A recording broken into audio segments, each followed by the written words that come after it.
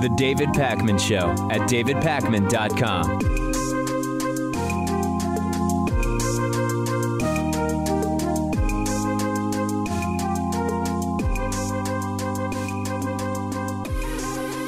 Three to 5 million illegals voted for Hillary Clinton. People went from Massachusetts to New Hampshire to vote for crooked Hillary. Chris Kobach, voter suppressor in chief, is going to figure it all out, we were told, as part of a voter fraud commission. And then we would learn once and for all that it was actually Donald Trump who won the popular vote against Hillary Clinton. Or not. Donald Trump has disbanded that bogus, laughable, pointless voter fraud commission that he started. So sad, right? They were doing such good work on that commission. Why is it being canceled?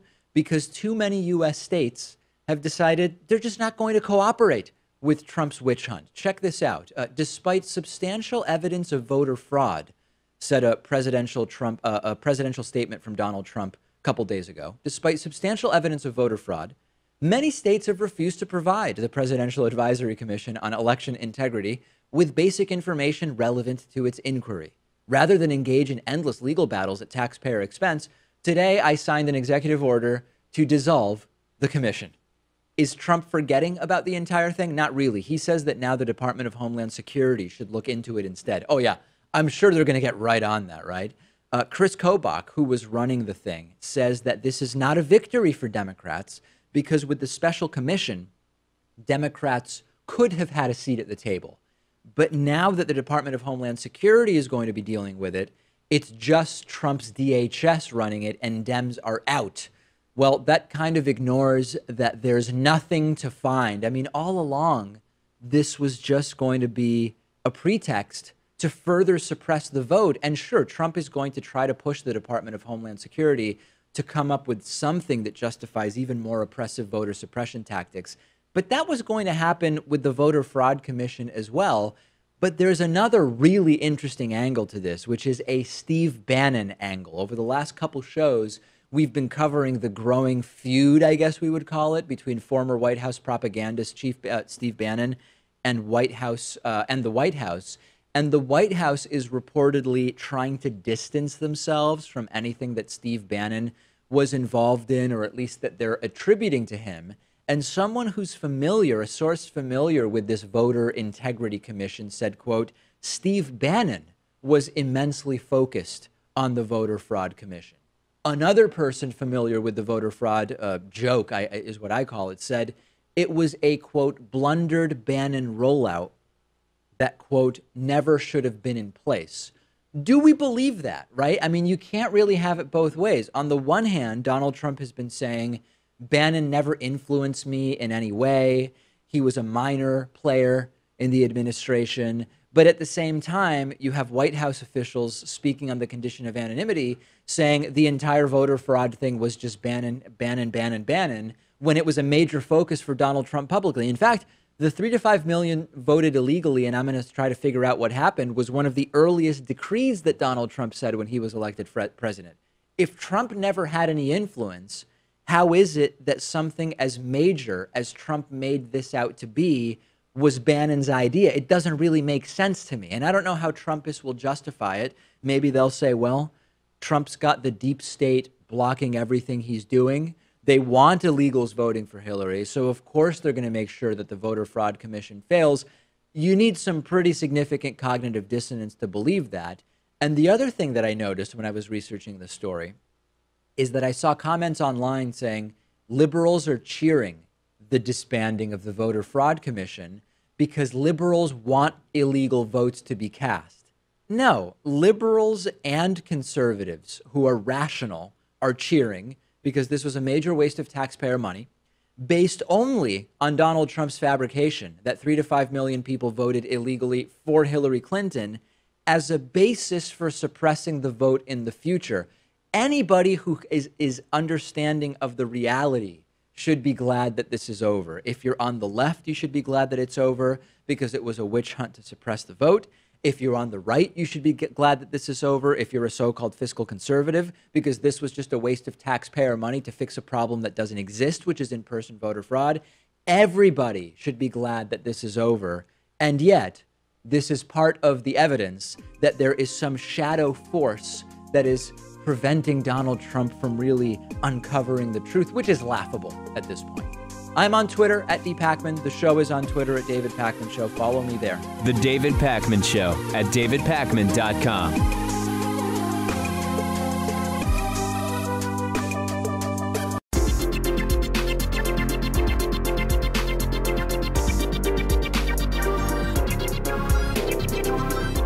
The David Pakman Show at davidpakman.com.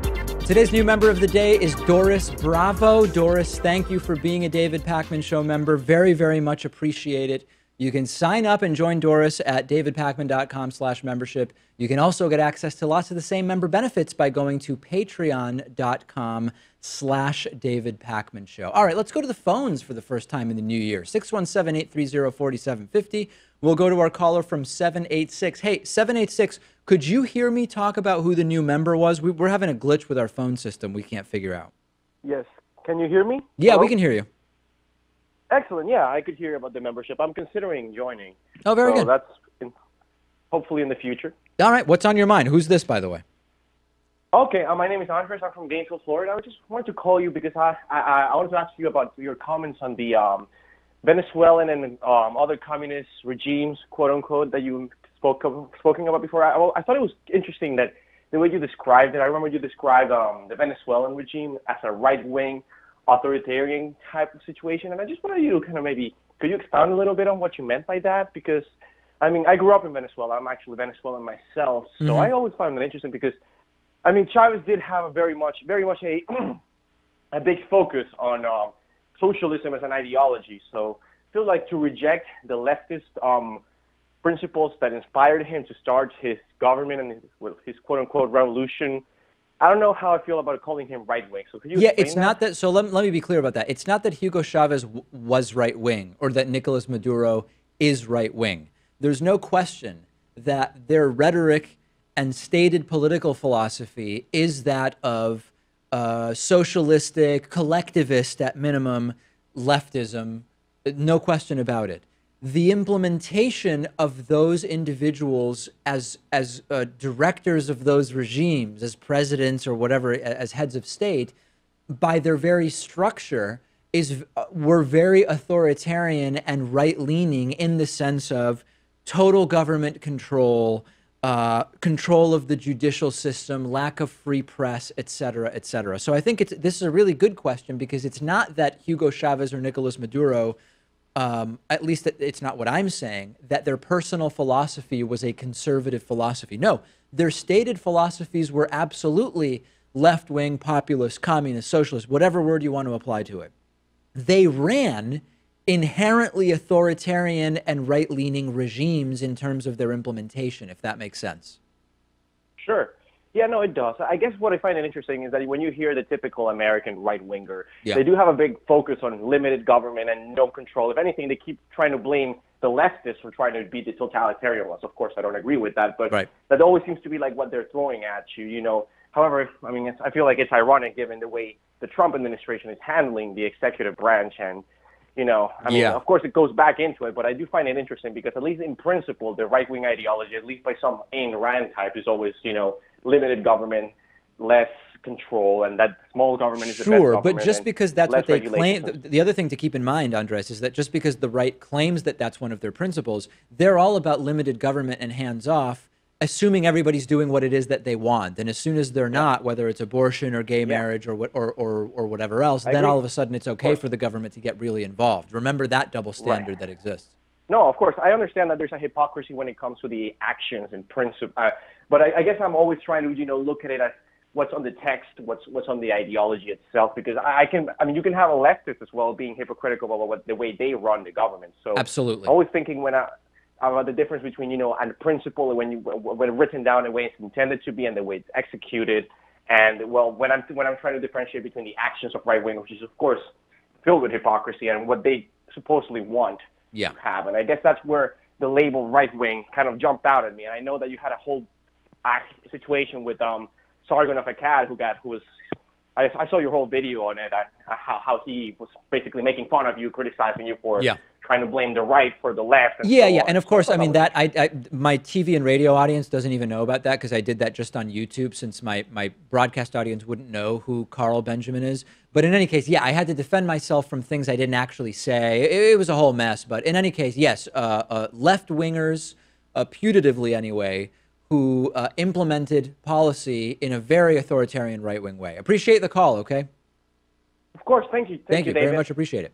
All right, let's go to our next caller. I don't know. Why don't we go to the 773 area code? Our next caller is from 773. Hey, question for you, 773. Could you hear my call with the last person? Yes, I was actually hearing it. It might have been a glitch like last time. Okay. No, I don't know if I think everything. You know, sometimes it's hard to tell the difference between a glitch and a feature, but it's certainly something that's going on. Okay, who's this and where are you calling from? Yeah, so hi, David. Love your show and stuff. Yeah, I'm calling from Chicago. My name is also David. All right, good. So I just had a quick question.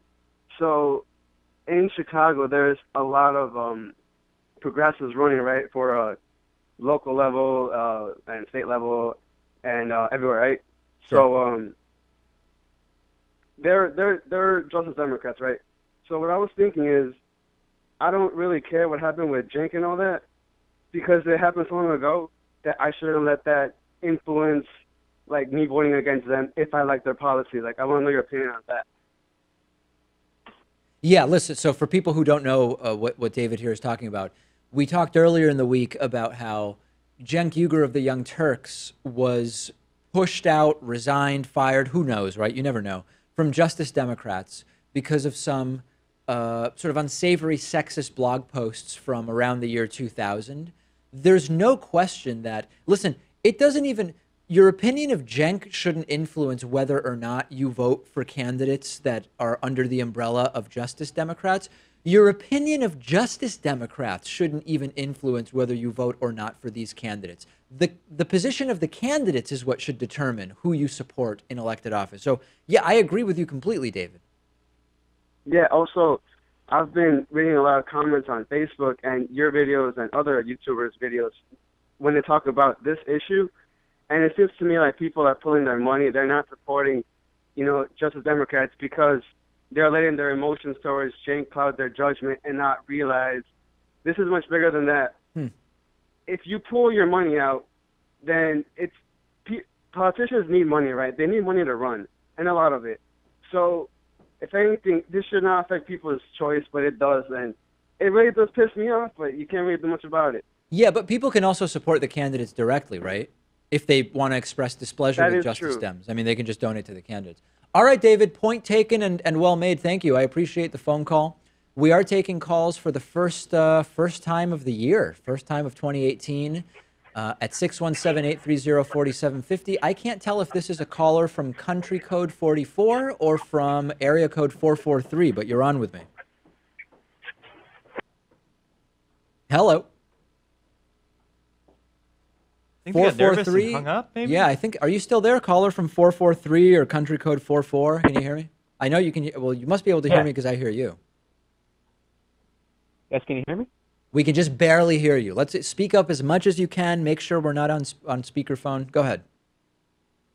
Okay. I'm calling from Baltimore, Maryland. Okay. My name is Marco Rogers. Yes. My question is this sounds kind of elitist in a way, but do you think that we should have tests for voting? No. Like driving tests? No, we shouldn't. We shouldn't because, listen, I get it, right? If voter turnout were higher, progressives would do way better. If there was a voting test that sought to identify some basic set of knowledge, on balance, it would probably be better for the left, although it depends on exactly, what the questions were or whatever. The problem with the voting test, aside from the fact that I believe it would be completely unconstitutional, and that's a pretty big thing and big reason that I'm against it, Those things can be used the same way as tests for being allowed to have kids. The way in which those ideas can be perverted to be discriminatory along all sorts of horrible lines on all sorts of protected classes is really, really bad. So I understand. I sympathize with the reasons why you might want to think about something like that. But no, I would be against that. I think it's a bad idea. Do you agree, Pat? Oh, absolutely, yeah. And we had those tests during the Jim Crow era, and we all know how that went. Yeah. Aside from that, it would be unconstitutional, which isn't necessarily an argument against that in principle. I mean, you can always amend the Constitution. Sure. But I think it's a bad idea. Yeah, and Mark, I think that there are other ways to at least try to solve the problem of an uninformed electorate, although right now there's a lot of factors making it worse. So I understand why you're asking that, but no, I would be against that. All right. All right. Thanks very much. Appreciate it. We are taking calls at 617-830-4750. We're going to go to our next caller from the 954 area code. Caller from 954, go ahead. Hi, can you hear me? We can hear you. Who's this? Hi, I'm calling from South Florida, and I think I might be asking the exact opposite question of what the gentleman before me asked. Okay, go ahead. All right. So I was wondering, in the sense of, as you were saying, increasing political participation, right? In what ways could, you think that we could be using technology, for example, like the blockchain, like the internet, and those communication methods to, increase political participation in a way that we're not doing right now? I've heard some people say that we could even use technology like the blockchain to even be moving away from like a representative democracy system to something more like a liquid democracy system where, more people have more of a say on, the issues that matter to them, essentially. Yeah. So The I was just wondering, specifics of what do you blockchain think of technology how for technology voting, I'm can less be used familiar to really with. change the political system for the better? Yes. The specifics of blockchain technology for voting, I'm unsure about. I think that in the immediate, voter suppression tactics need to stop. We know that the limiting of voting hours, we know that the requirement of IDs, which in and of themselves are free but require not free documents in order to obtain to begin with, all of that stuff suppresses voter turnout. I'm against it all. The ruse of in-person voter fraud as a justification for those policies has been widely debunked. We've debunked it in a long-form deep dive. It's widely recorded that it just does not happen, and when it does, it disproportionately seems to be Republicans who are trying to prove a point about how easy it is to commit voter fraud, and then they get caught because it's actually not that easy. Blockchain implementations, I don't know. I don't know. I'd have to research more about that.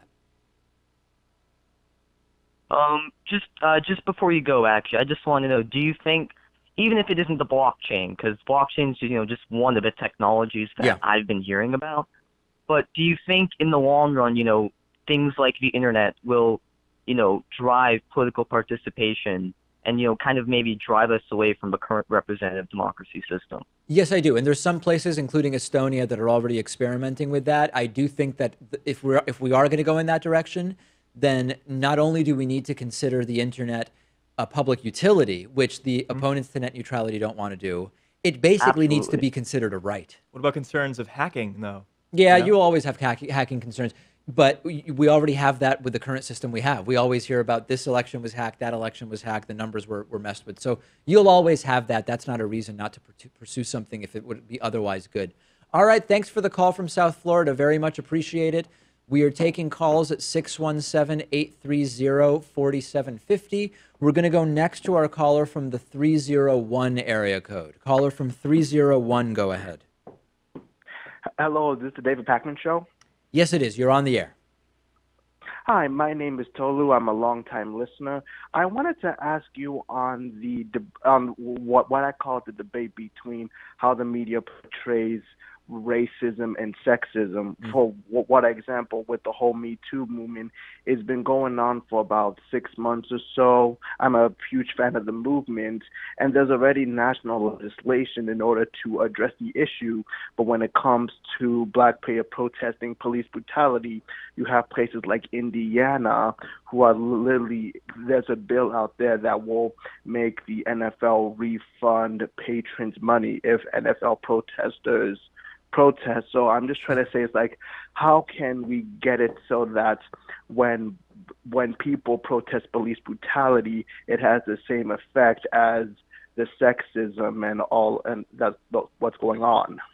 I'm not sure I understand the question. Do you mean how can the movement against police brutality be as effective as the movement against sexual harassment has been, I guess? Yes. I mean, I would question how effective the movement against sexual harassment has been, right? I mean, I think that like you, I think that it is a good movement, and I think that it's a good thing that we've been hearing these accusations come forward about so many people, men in positions of power who have allegedly committed, and some have admitted to having done a lot of these things.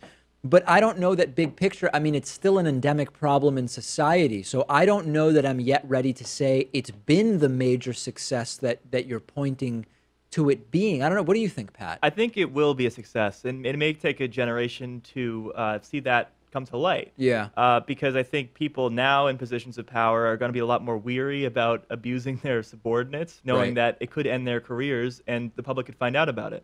I think one thing, Tolu, for me would be, in both cases, you want to be very careful to not to prevent a backfire movement, in the sense that with the Me Too movement, there's the risk that the Me Too, in cases where it doesn't really apply, will devalue the instances where it does and cause a sort of rebound of skepticism, which we don't want, because we've been fighting against the movement that is by definition disbelieving of allegations of sexual assault. So I think when we talk about police brutality, it's really important to make sure we have the facts on our side. So we did a whole deep dive investigation into, well, what's the truth about police and their treatment of non-white men in the United States when it comes to the probability or propensity to shoot non-white men in interactions, and dividing those into interactions where there has been a violent escalation and there hasn't, et cetera.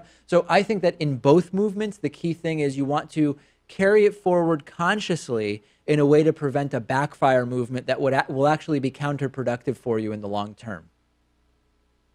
Okay, thank you. And I just want to give a shout out to Pat. Hi, all right, Pat. Pat is here. Pat's loving it. Pat's going to take a vegan shot of wheatgrass for you, just to say thank you. That'll be off camera, though. Very much off camera, of course. 617-830-4750. We've got time, I think, for just a little bit more. We'll go to the 702 area code. Caller from 702. Who's this and what's on your mind today? Hi, I'm LJ. Big time fan of your show. LJ, are we on speakerphone right now? Yeah, I'm sorry. Please take us off speakerphone. Thank you. Oh, okay. Hi, what's on your mind? I actually just had a question about also the Me Too movement as well, too, that there seems to be a lot of focus on just the perpetrators, but I wanted to get your kind of opinion on the people who are their secretaries or the people that work with those people. Should there be also a focus on them as well, too, not only just the people who committed the crimes and, you know, the sexual harassment, but the people who covered it up?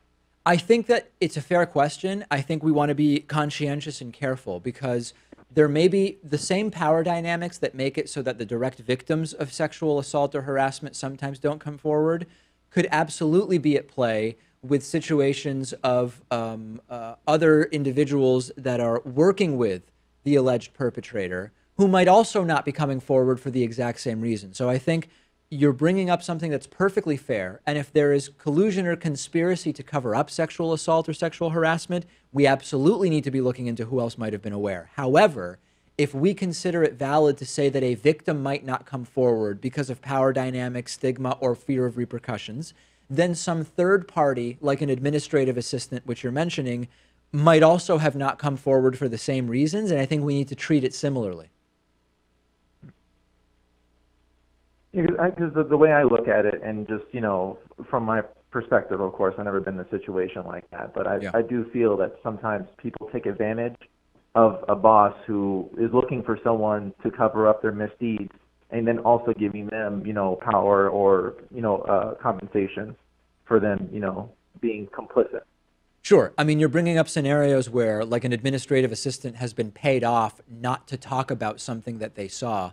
That's bad. And yeah, we should do everything that we can in order to make sure that that comes to light. But if you're just generally speaking about anybody who suspected or knew should be punished as if they were perpetrators. No, they should actually be thought of more as victims of the power dynamic that exists there. Thanks very much for the call. I appreciate it. And on that note, we are going to wrap up calls for this week, the first time of the year. 617-830-4750 is, of course, the number, and it will be the number the next time we take calls as well. The David Pakman Show at davidpakman.com.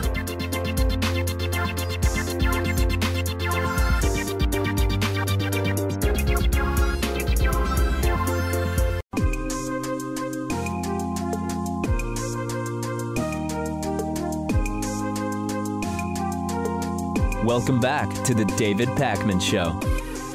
So we had our interview with Colin Moriarty, who holds some very, very absolutist libertarian beliefs about taxation and some other issues. So for this week's classic interview, to kind of continue with this exploring of different libertarian ideas theme, we're going to go back to a classic interview I did with Ian Freeman. Ian Freeman is a guy I personally met and was actually, when I tell that story about Alex Jones, when I personally met Alex Jones, and it seemed like he was kind of playing a character, the few people that were in that little conversation were Ian Freeman and Mark Edge, who at one point they were hosting the same freedom-based radio show together in New Hampshire, although I don't know if they still are.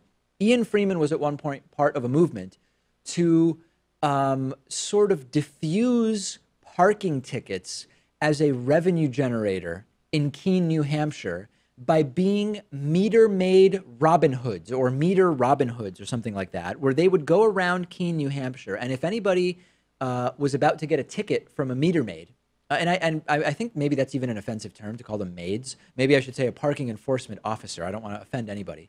They would follow around parking enforcement officers, and as soon as someone was about to get a ticket, they would put a dime or a quarter in the meter to prevent $10 or $15 worth of parking ticket revenue from being generated for the city of Keene, New Hampshire.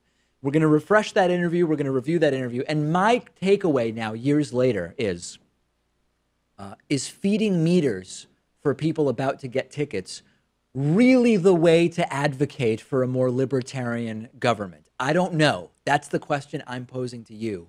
Let's get to my classic interview with Ian Freeman about the parking enforcement Robin Hood project of years ago. Joining me is Ian Freeman. He is host of Free Talk Live, also a blogger at freekeen.com. Ian, this is so funny. I started getting a bunch of people sending me links to this parking meter Robin Hood lawsuit. And then I realized, oh, it's Ian. I know him. We should really talk about this. So this is, you and I politically, we have very divergent views, but I think we both find this situation equally compelling for probably similar reasons. Talk to us first about your involvement with this Robin Hood parking meter group, what the group does, etc.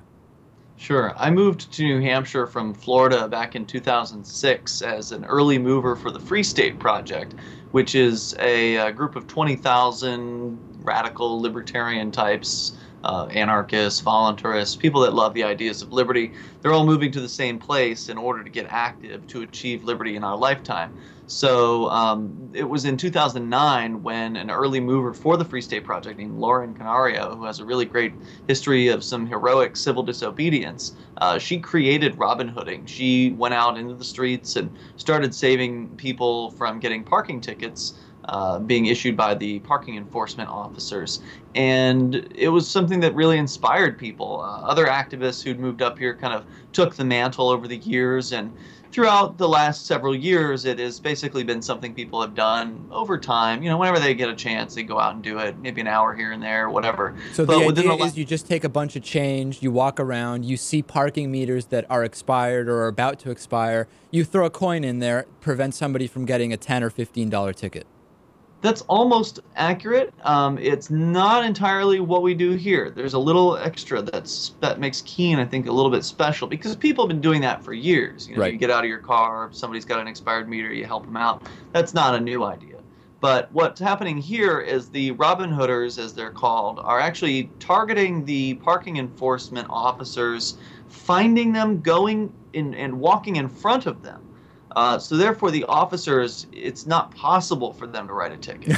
So we're literally saving people from being ticketed. If we were to just go to a lot and there was no parking enforcer there and just put money in people's meters, maybe that would save somebody if the enforcer happened to show up a little bit later on. But when we were walking directly in front of the enforcer, or, 10 feet in front of him or whatever, then we know for a fact that every meter that we put money into that's been expired is a meter that would have received a ticket and did not. And that's how we can count and say for sure that we've saved over 4,000 motorists so far this year from being ticketed. But what I was going to say about the rest of the kind of the history was back in January, this really kicked into high gear in a way that it never has before. And we've got people out on the streets every single day, basically saving people. I don't think we're out every hour that the parking enforcers are, but some days it's darn close. So before we kind of talk about the lawsuit and everything else that's going on, the idea of this is what? Basically, politically, the idea is you believe that the fee, you want to limit the amount that Keene collects from people just having expired meters because you want smaller government. Is that kind of the path? Well, I think that less coercion in people's lives is really important to me. I don't support murder. I don't support putting peaceful people in cages. And I don't support stealing a single mom's car because she's behind on parking tickets, which we've encountered that situation more than once in the streets, someone getting their car stolen. And in one case, it was a single mom who obviously was having a tough time financially, and that certainly doesn't help when you take someone's car away from them. So I think that the government's methods of doing this parking enforcement are ridiculous and aggressive and completely unnecessary. And there's plenty of towns in New England, I'm in Keene, New Hampshire, plenty of towns in New England that don't have parking enforcement. They don't have parking meters, and everything's okay. In fact, Keene actually shuts down its parking meters for a whole week during the Christmas season.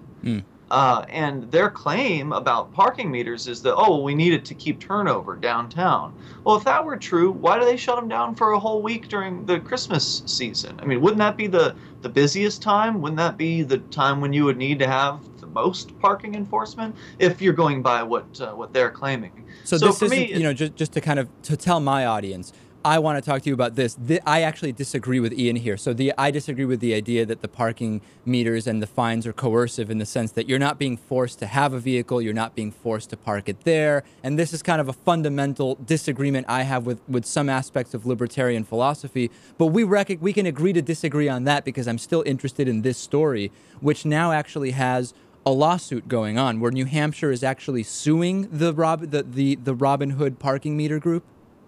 The city of Keene, the group of people calling themselves the city of Keene, is suing me and 5 other folks, including James Cleveland, who is commonly known as Robin Hood.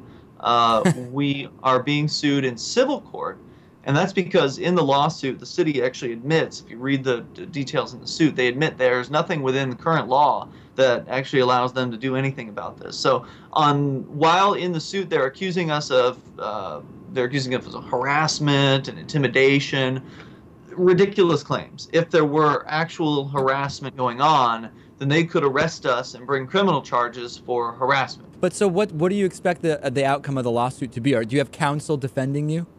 At this time, no. We've been talking with one attorney. I would like to, talk to some more that might be interested in picking it up. Obviously, there's not a whole lot of money to throw at an attorney, so maybe pro bono would be nice. But I'd be more than happy to see an attorney who really cares about free speech and government accountability to jump on board with this, because those are really what the issues are here. We've got people in public observing so-called public servants, and the city might have a claim if they were actually a private organization and their employees were being interfered with. If I go into some big box store and start making a mess or doing something to distract their employees from actually serving their customers, then they would have, I think, an argument there. That's private property, it's their rules. But public employees are supposed to be accountable, at least in New Hampshire. Well, the other thing, too, is if I were thinking about it, I would say, does the city of Keene have the same reasonable expectation of revenue from those tickets that a private company would from being able to sell computers, for example? Because you really are talking about a fine for something that somebody has done wrong. So I don't really see it as saying, well, listen, we've budgeted that we're going to collect X amount and therefore we're kind of entitled to it. And anybody who reduces that stream of revenue for us is civilly liable. That's where I think the empty space is in the logic. So keep in mind, this is a civil suit, but it's not for damages. So the city isn't making that claim. Right. The city is making the claim that their enforcement officers are sick and they're upset and they want to quit their jobs, and that they want to create what they call a safety zone, which I would call an anti-freedom zone, 50-foot radius around the parking enforcement officers themselves to protect them from the actions of the Robin Hooders. And by the way, there's a YouTube channel called Freeman TV Raw, FR33MAN TV Raw, where you can go and watch hours of footage. If you're somebody who's skeptical, he's like, oh yeah, well, maybe the city's telling the truth. This guy's lying about, not harassing them or intimidating. But the Robin Hooders generally go out with video cameras rolling at all times, because we've encountered situations where the parking enforcement officers will just tell lies. And so we don't want to get in a situation where, some parking enforcement officer just makes something up like, oh, yeah, he hit me. Right. Well, if we've got video footage that's going all the time, we can prove that's not true. And so when they're claiming we're harassing or intimidating, we literally have hours and hours of raw footage that anyone who wants to can go and look at and see for themselves. So their claims are absolutely ridiculous. Of course, that doesn't mean that a judge won't rule in their favor, because it's certainly been my experience that government judges support the state. So I don't know what to expect out of court. All right, well, we're going to follow it. We've been speaking with Ian Freeman, host of Free Talk Live, also a blogger at freekeen.com. Ian, great to talk to you. Hey, David, I appreciate you having me on. The David Pakman Show at davidpakman.com.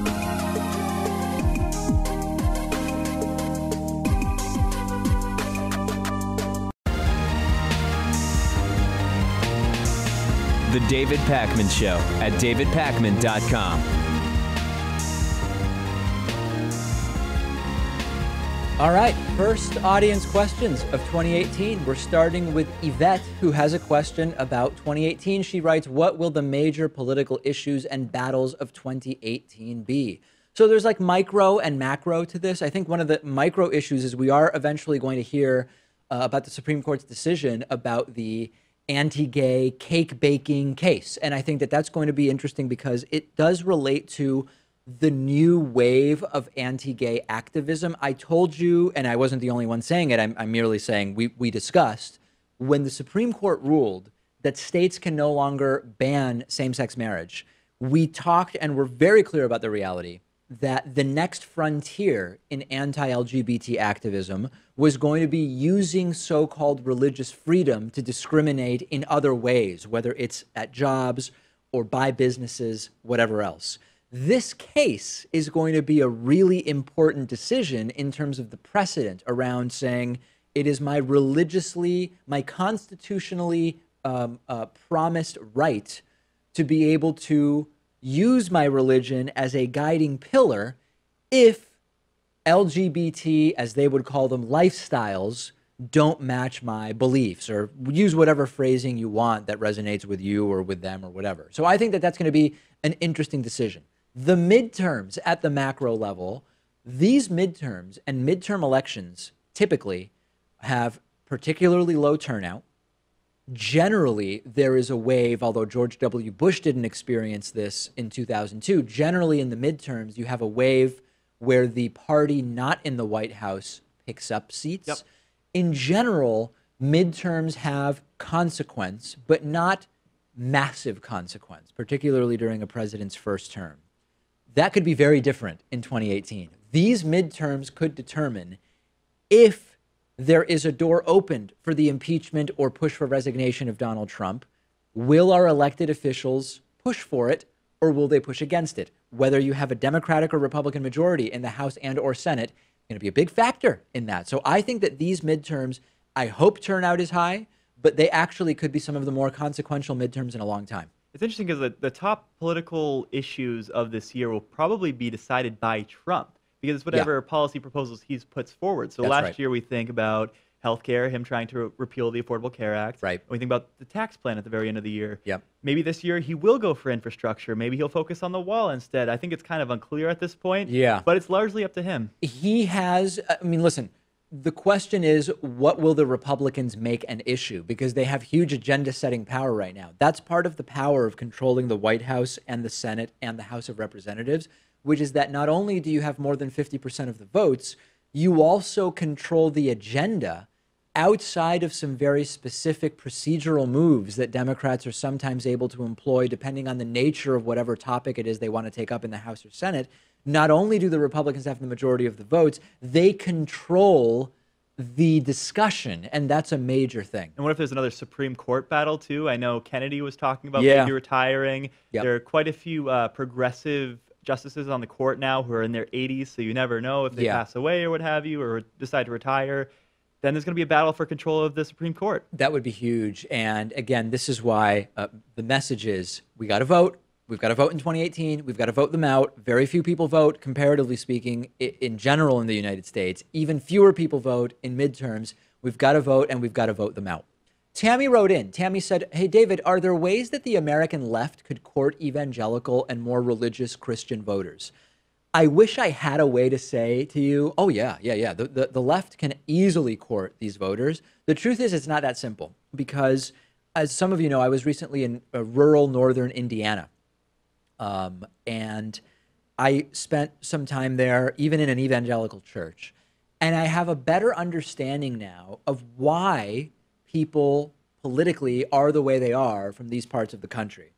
If you are raised in an evangelical church from the time you are days old, and that is the number one frame of reference or context for your life, you're of course going to see abortion as if you believe that abortion is a sin which will put you in hell for all of eternity and that it is the literal taking of a human life, of course that is going to be a higher priority for you than who's going to give gay people rights, even if you don't think gay people are bad people as individuals, right?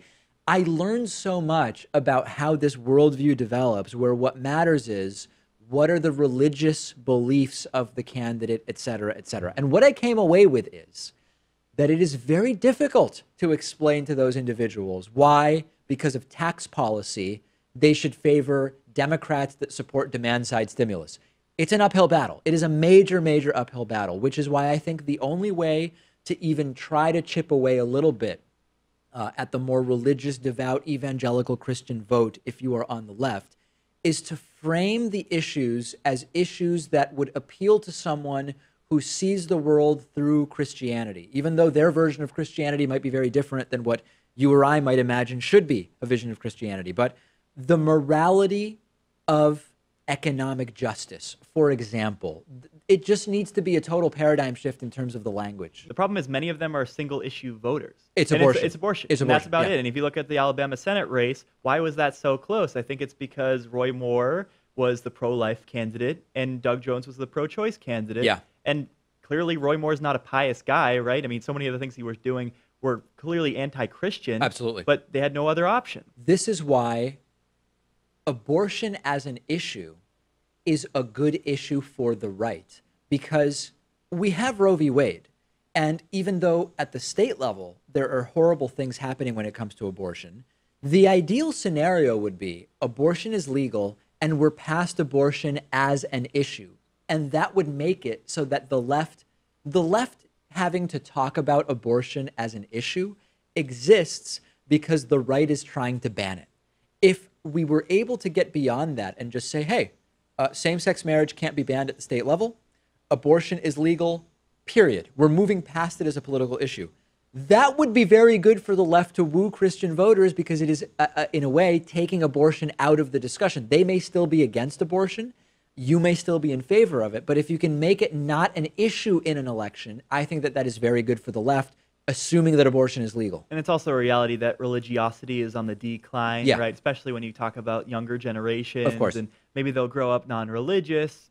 So you can kind of get away with ignoring that segment of the population. Depends on the race. Depends on the exact race that you're in, because the right is very good at making you unable to ignore it, even if that's what would make sense, even if you don't necessarily need everybody because of demographic changes to be on board with that.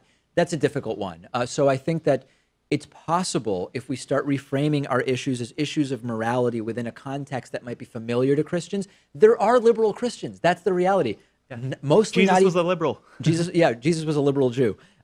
Mostly not evangelicals, right? But there are liberal Christians, and it's because they see the progressive cause as one that is actually more in line with their understanding of what Christianity is. Brock wrote in saying, David, are you a constitutional originalist or a constitutional pragmatist?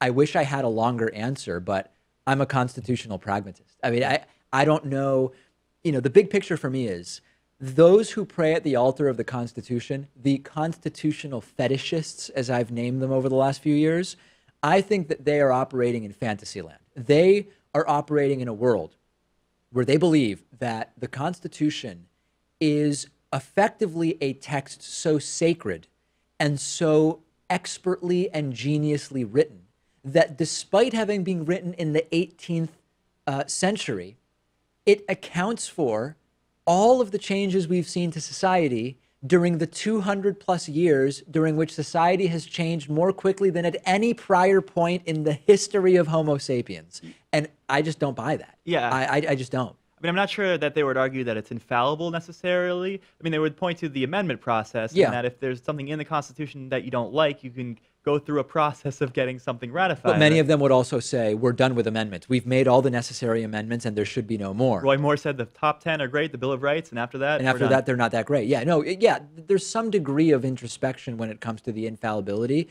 But no, I think that the Constitution, in fact, has become, on many political issues, a way to impede actual progress. Second Amendment is a big, big way where we are now taking a couple of sentences written when you had 1% of the firepower and weaponry that you have now, and interpreting it to mean in a completely absolute and sort of Manichaean black and white way what is or isn't okay today with all of the technology that exists.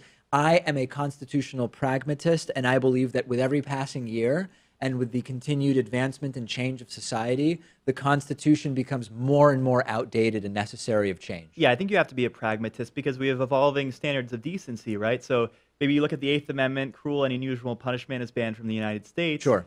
What did that mean in the late 1700s versus what it means today? I mean, does that mean that stocks and hanging people are totally fine now? Very few people would argue that, even though that was the standard back then. And that actually might be, in general, I know about how being presented with contradictory evidence to your beliefs will often actually get people more firmly planted in their pre-existing belief, even though we would hope that when you're presented with sort of counterpoints to your beliefs based in fact, you would say, oh, wait a second, I need to revisit my perspective on this. We know that, but what Pat is suggesting might be a good way to talk to constitutional originalists, which is start with a particular amendment where there's very little debate about the fact that it is interpreted differently today than it was when the amendment was passed.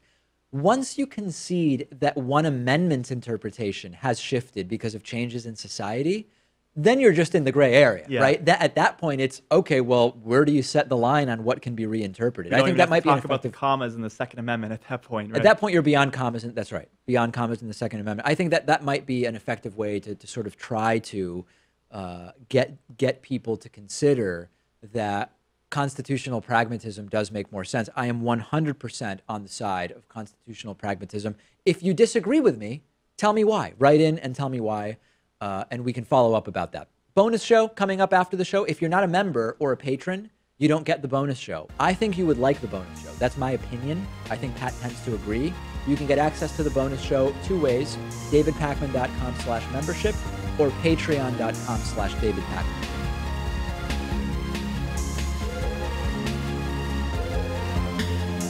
The David Pakman Show at davidpakman.com.